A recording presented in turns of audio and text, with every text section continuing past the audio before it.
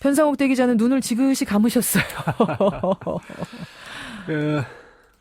이걸 갖다 이제 뭐 흔히 예전엔 터보 캐피탈리즘, 터보 엔진을 단 자본주의라고 얘기를 했고 지금은 신자유주의라는 말도 씁니다만은 예.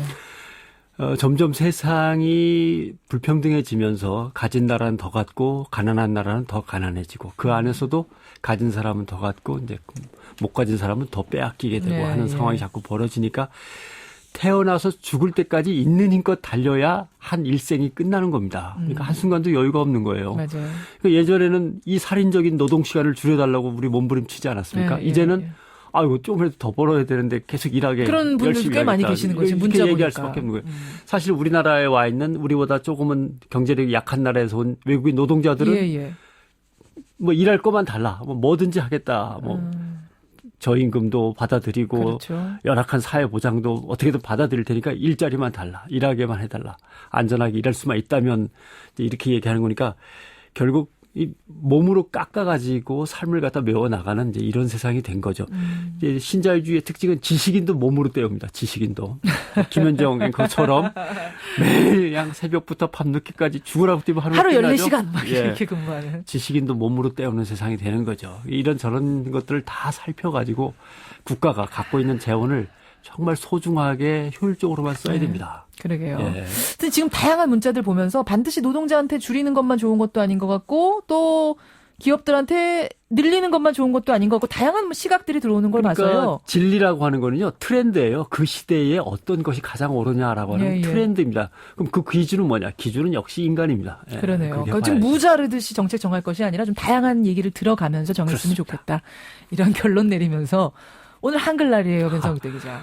한글날 얘기해야 되는데 예전에 뿌리 깊은 나무라고 다들 보신 드라마 있죠. 그 드라마 보면은 한글의 기역, 니은, 디귿, 리을 이 모양은 어떻게 만들었을까 하는 대목이 나옵니다. 발음기관의 모양을 본떠 만들었다. 이렇게 설명하죠. 그렇죠. 어금니 소리 기역은 혀뿌리가 목구멍을 이렇게 막는 기역. 혀소리죠. 소름. 니은은 혀가 윗 잇몸에 닿다 떨어지는 니은. 이렇게 이런 식으로 만들었다라고 하는데 제야에 있는 또 어떤 연구가들은 오래전부터 한글과 비슷한 모양의 문자가 있었다. 창제 원리는 그렇지만 그 모양은 거기서 따온 것이다. 이렇게 주장하는 사람들도 있습니다. 그래요? 세종실록에 나오는 뭐 제자의 원리는 발음기관의 모양을 본떴고 글자체는 옛 글자를 모방했다. 라는 대목이 나오는데 여기서 옛 글자라는 게 바로 그거다. 한글과 아주 닮아있는 고대 문자가 있었고 한글의 글자체는 여기서 따왔다. 이제 이런 주장입니다. 그게 이제 단군세기에 등장한다는 가림토 문자라고 하는 겁니다. 단군세기면 단군 때 책인가요? 단군세기라고 해서 단군 때 지은 건 아닙니다. 고려 말의 학자 이암 선생이 지은 것으로 알려진 책입니다. 고등학교 때 배운 것 같네요. 그렇습니다. 경기도 양주에 있는 천보산에 올라가셨다가 태소암이라고 하는 절에서 아주 오래전에 고서를 우연히 얻게 되어서 그걸 읽고 엮은 책이 단군조선시대의 연대기를 내용으로 한 단군세기다. 단군세기는 또 어디에 있느냐.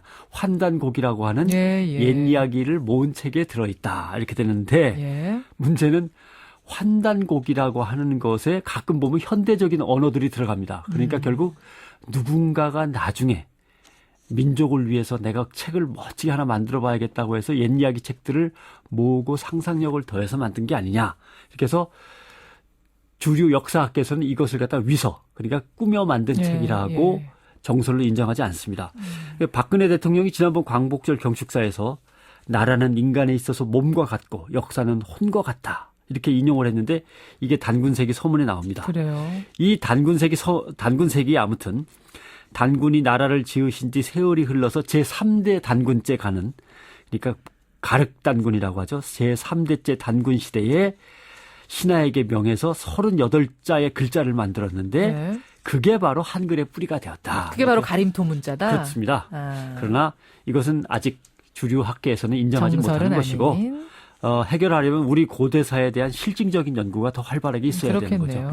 중요한 건 훈민정음은 정말 중세기의 언어학 연구의 결정체입니다.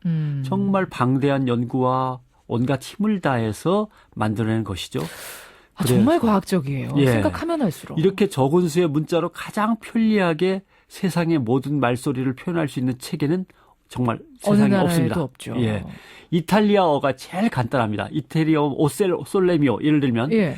글자 쓰이는 대로 그냥 읽으면 되는 게 이탈리아어입니다. 정말 편하죠. 솔레미오. 예. 20 아마 몇 자로 돼 있을 텐데 그것도. 그러나 다른 외국어를 표현하는 데는 이태리어는 정말 부족합니다. 한글처럼 그렇지 못하죠. 그래요. 7,000개의 전 세계 언어 중에서 문자로 표기되는 행운을 만난 언어는 40개밖에 안 됩니다. 말은 7,000개 되지만 그 말이 글자를 얻은 거는 한 40개인데 그렇죠. 그 중에서도 누가 어떤 원리에 의해서 어떤 목적을 가지고 어떤 연구 과정을 거쳐 이런 문자를 만들었다고 기록되어 있는 거는 딱 한글 하나뿐입니다. 다 이럭저럭 남의 걸 빌려 쓰고 엮어 쓰다 보니까 문자가 만들어졌지 이런 목적으로 이렇게 연구해서 이렇게 만들었다. 이건 한글뿐입니다. 정말 으쓱해지는 아침이네요. 그렇죠. 우리말을 배우고 익히고 쓰면서 정말 행복하다고 여겨야 할 텐데 다들 그렇게 느끼시는지 모르겠어요. 제가 중국에 태어났다고 생각을 해보십시오. 알아야 되는 실제 사용되는 글자가 7,000개를 외워야 된다. 그러니까요. 우리는 20몇 개라고 하지만. 저는 못 살았을 것 같아요. 예. 책을 그냥 그럭저럭 읽고 쓴다면 4,000개 내지 5,000개는 외우고 있어야 됩니다. 예. 정말 그냥 먹고 살려면 1,000개 정도는 외워야 맞아요. 되고. 예. 24개만 알고 있으면은 읽고 쓰고가 다 가능한. 이 얼마나 좋습니까? 그러니까 문맹이 많죠, 중국에. 예. 중국에는 사성이 있다고 그러지 않습니까? 예. 그래서 이걸 성조라고 하는데 그건 표준 중국어 얘기고요. 광동어에는 성조가 6개입니다. 그러니까 표준 중국어 하는 사람이 광동어를 따로 안 배웠으면 광동어로 얘기하는 걸 전혀 못 알아들어요. 그렇죠. 그 와호장룡이라고 영화 보셨나요? 저는 못 봤습니다. 주윤발이 나오는. 주윤발은 광동 출신입니다. 예. 표준 중국어를 배운 적이 별로 없어요. 아하. 그래가지고 표준 중국어를 배워갖고 와호장룡 영화를 찍었거든요. 근데 영화관에서 상영을 하는데 못 알아듣는 사람이 많은 거예요. 그래요? 저 무슨 말이야? 도대체 왜 이렇게 운자가 이상해? 뭐 제주도 사투리로 영화 만든 것처럼 이제 우리가 느끼면 그런 그러면 거죠. 표준 중국어 배운 사람하고 광동어 배운 사람이 만나서 얘기하려면은 불가능하죠. 영어로 해야 되는 거예요? 영어로 해야죠. 예, 한국어를 배워서 하든지. 제가 한번 중국말 못하지만 읽어볼게요. 예. 치안뿌빠 디부빠. 이거는 하늘도 땅도 두렵지 않다는 뜻입니다. 예. 치안뿌빠 디부빠. 표준 중국어죠. 광동어로 해볼까요? 친무젠 다이무젠 이런 식으로 합니다. 아무튼 전혀 다르네요. 전혀 다르죠. 이것도 역시 하늘도 땅도 두렵지 않답니다. 이 속담이 어디에 있냐면 이런 말이 있어요. 하늘도 땅도 두렵지 않으나 광동 사람이 표준어 쓰는 건 정말 무섭다. 하늘도 땅도 두렵지 않으나 북방 사람이 광동어 쓰는 건 더 무섭다. 이런 뜻입니다. 그러니까 중국 사람은 더 힘들고 이걸 흉내내서 만든 일본 문자를 갖고 있는 사람들, 가다카나 히라카나를 하는 일본인들은 또 더 불행할 수도 있는 거죠. 그러네요. 예. 고맙게 여기면서 한글날을 맞아야겠습니다. 세종대왕에게 감사하면서 오늘 한글날 변상욱 대기자도 수고하셨습니다. 고맙습니다.